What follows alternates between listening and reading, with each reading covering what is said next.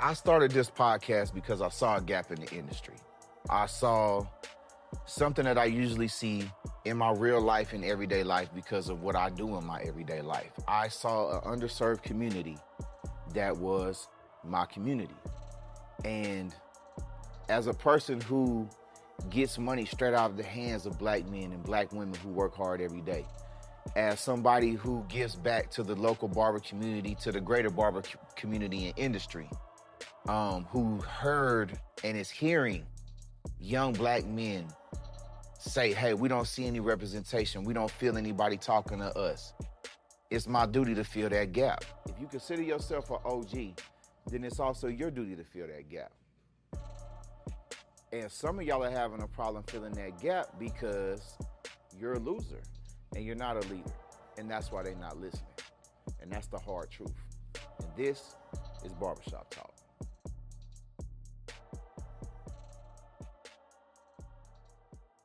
Now, see, the way that I see it, there's three conversations to be had surrounding the subject of what went on with Cole and the whole racial discrimination and racial issues in the barber industry and all that. There's three discussions.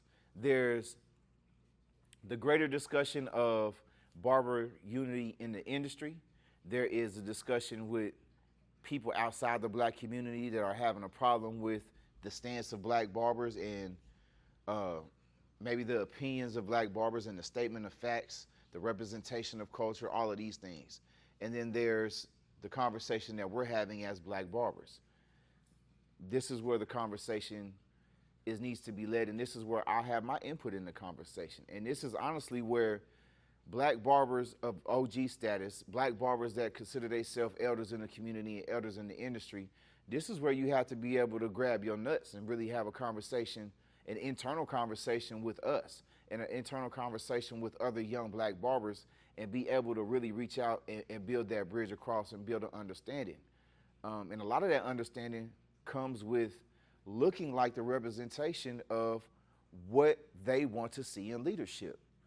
You can sit here all day and think that you should be listened to because you have years in the game, but your years may not have produced the fruits that a young barber wants to see and a young barber wants to achieve. You know yourself for a fact that a lot of young barbers are viewing the industry nowadays through social media, through YouTube and through Instagram, right? But they still living in the real world, which means as they get offline and they look around in their city for shops, do you look like what the version of current barber success looks like, right? Are you an old man whose shop is outdated? If I was 15 years old getting my hair cut by you and now I'm 25 and I want to be a barber, has your shop not updated in the last 10 years? You know, and if that's the case, if I'm a young barber, now I'm looking at your shop hasn't updated. How do you live? Now that I'm looking to mimic somebody that's locally in the industry and I'm looking for guidance, I'm looking for mentorship, I'm looking for somebody that's winning in the industry, what do you look like? Like, do you live in a nice house? Do you drive a nice car? Do you have strong relationships in the community? Do you have strong relationships in your household? Do you have strong relationships within your barbershop?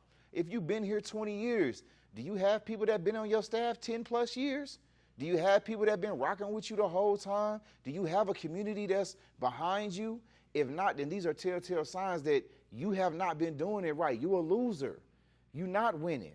And that's why the barbers ain't listening to you. That's why younger barbers are not interested in coming to your shop.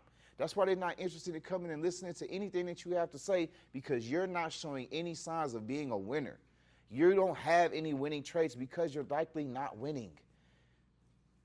That's a hard pill to swallow for a lot of people, especially older barbers who have ego, who have the entitlement to feel like, hey, because I've been around so many years that I deserve this level of respect. Yes, you deserve an attendance certificate. You showed up every day. You got paid. You survived. Man, young men ain't interested in surviving. The world has not beat these young boys up yet to the point that they're ready to submit to mediocrity. They still expect greatness, as you should. See, you done let life beat you up and beat you into mediocrity. And now you want to beat them into mediocrity and hope that they understand that, oh, man, you can't have everything you want in life. That's not how they view life, and that's not how you should view life. The reason that you view life like that is because you let it beat you up, and you ain't willing to get up and continue to fight. You didn't hit your 40s and you done gave up. You feel like, oh, well, this is just how life is. This is why you're going to be that same way for the next 40 years. They not. Those of us that have a progressive mindset. Those of us that look to grow, we not. And that's why they're not listening to you. And it's on you to be able to communicate that. It's on you to look in the mirror and fix that shit yourself, and then be able to really look at a young barber and be honest with him and say, yeah, man, this is why I wasn't growing, right? Because authenticity is going to beat everything. It's going to beat you out every time. If I can look at a young barber and say, yeah, man, we are winning, but, you know, I would have done these couple of things different younger in our career, we probably would have went further. Something as simple as like, we were in year 14 before me and Trey decided to change the music. We would play any and everything we wanted to, custom music, hardcore custom music too, for about 15 years. Then when we did our big remodel, we changed the policy, said, hey, no more cussing in the music. It was received with great avail. Everybody loved that part, right? If I was thinking more business-like at an early age, we probably would have changed that early. We might have a chance to have grown faster. So I would share that with a young barber. If your shop hasn't shown any growth, not even just your shop, if your life hasn't shown any growth, it's hard for a young barber to believe in you. Now, on the flip side, younger barbers, y'all have to understand what success really looks like. It's probably not going to look like 3-4 Hellcats in my driveway with $200,000 worth of jewelry on and throwing money everywhere on expensive trips every month. That's probably what not real success is going to look like for most of us in the barber industry. What it is going to look like, though, is you should live a good life. You should be able to afford a nice house, good schools for your kids, nice cars, make enough money to have some sort of retirement plan in play, maybe even start another business on the side. Any of these things, you're generating enough money, especially in these days barber industry. You should be able to generate enough money to make another dream come true. If that other dream is a barbershop, great, you can grow within the industry. If not, then whatever thing it is that you're trying to do, you need to understand that when you're building it, you have to focus on barbering, like keen in, locked in on barbering for at least a certain amount of time and that certain amount of time is different. There is no certain amount of time, but that time is going to be dependent on when does it build enough income for you to have income to live your life, save money, and have money to invest in something else that you want to do. That's going to take you a couple of years. I don't know the amount of years for each person. The grind is different. The dedication is different. The discipline is different. These things all take a different measure for different people, so it's going to take a different amount of time. But I can tell you this, if you do it, it will work. I tell this story to a lot of my barbers. In 2017, I didn't spend any money. I tried to do my best not to spend any money on anything that was unnecessary. That was the year I broke my consumer habit. I stopped buying a lot of J's and just unnecessary stuff, and I was able to save money and actually be able to invest into what the shop is now. So these type of things, man, they happen with time. They happen with dedication. You can't expect a quick answer, right? It's not a quick thing. Though the money looks easy and it does look fast, like Ivan Zoot says, it's simple, but it's not easy. So you got to be willing to invest your time. Now back to the OGs. We got to be willing to have an honest conversation with other young black barbers and not censor anybody else. We can't get caught up in this thing about, oh, well, you know, you got to make sure that you're able to cut all kinds of hair. Yes, you do have to be able to cut all kinds of hair. But let's be honest. Most young black barbers are coming up cutting their friends. And you know who most of their friends are? Other young black kids. Other young black kids end up being their customers. Their customer base widens as they grow. But for the most part, most black barbers, we have a black customer base. Should you know how to use shears? Absolutely, because it's part of understanding the culture and understanding having a skill set in the industry. Yes. Should it be an absolute point of focus? No, because if that's not your customer base, now you're spending a whole bunch of time focusing on other things.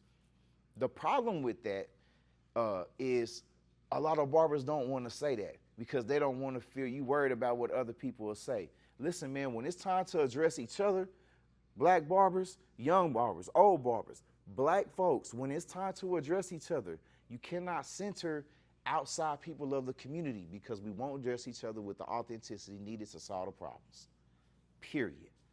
That goes for any problem. This can go right back to the education post about the reading program for the kids. Literacy low for black children, create a program for black children to read, get pushback because the program is black. That's called the black catch-22. You cannot give a fuck about it. There's a black problem. Black people want to unite to fix the problem. You will get backlash for being black and uniting to fix the problem. The question will be, why has it got to be black? It's because it's a problem. And if we don't address it ourselves, nobody else is going to address it. And nobody else is going to let you address it if you keep censoring other people in the conversation. That's just a fact, man.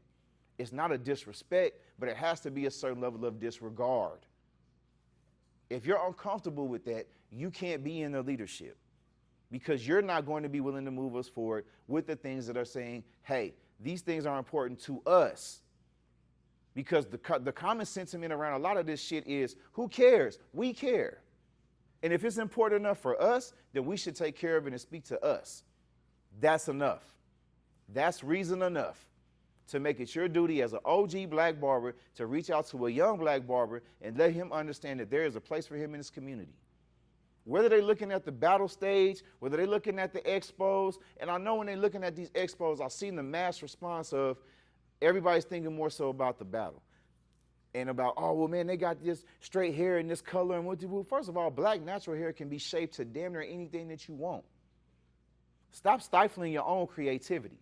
Stop looking at a Latin barber or a white barber that can do a pompadour and thinking that's somehow going to win just because it's a pompadour over a step or a high top fade with a slope with the juice part or any of that.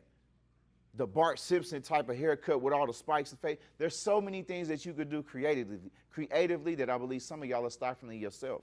You scared. So swallow your nuts, man, and get up there and compete. I don't want to hear that.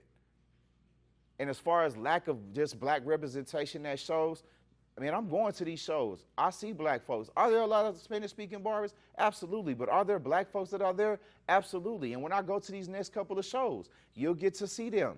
Look on the flyers. Shout out to Brandy. Shout out to John Mosley. Shout out to DL. Shout out to all the people that's on these flyers that are older black barbers that are looking back and are saying, hey, we're here to represent for us. What are y'all looking at, young niggas? What are we going to do? How are we going to bridge this gap? How are we going to meet somewhere in the middle that we can say, hey, this is where we're going in the industry. This is the space for y'all in the industry. We're holding space. We're creating space. We are the people that's going to lead the way into the new era of the industry where everything is inclusive. Because remember, the big picture is inclusivity of the greater barber culture and us moving forward united. Unite with what? We have to be able to have the conversation that says, these are the things that we are doing. These are the things that should be united with with the greater barber industry. If there's a whole bunch of split over here and there's a whole bunch of nonsense going on over here, which is our internal discussion to have, then how can we expect anything else to come of that? Tighten up, man. Tighten up. It was an older barber talking about how a lot of older barbers are leaving the industry because the young barbers don't want to listen. Why would they listen to you? Have you asked yourself that? Why are they not listening to you?